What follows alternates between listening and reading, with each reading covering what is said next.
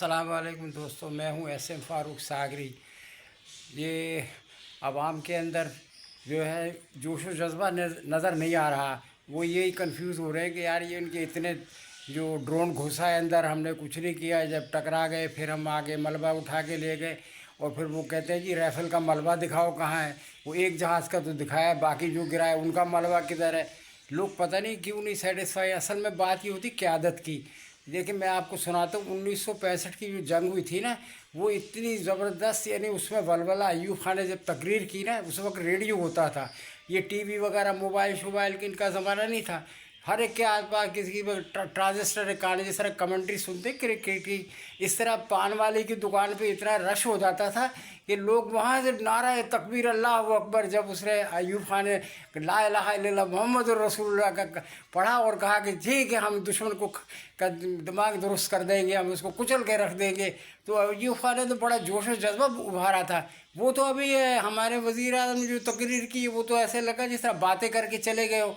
वो जोश और जज्बा लोगों को उभारो, कौम को जोश और जज्बा उभारो।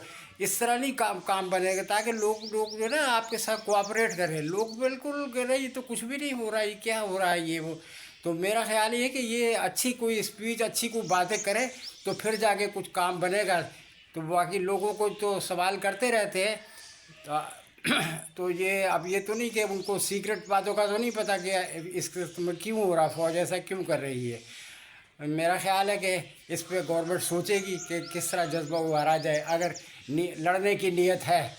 बाकी तो फौज जाने या हुकूमत जाने। मैंने तो एक मशवरा दिया था, क्योंकि मैं तो उस वक्त यंग था और मैंने पूरी तकरीरें उनकी सुनी। बड़े इनके जाते थे मुजाहरे, ये वो फ़ौज को सपोर्ट कर रहे हैं, खाना ले जा रहे, ये कर रहे।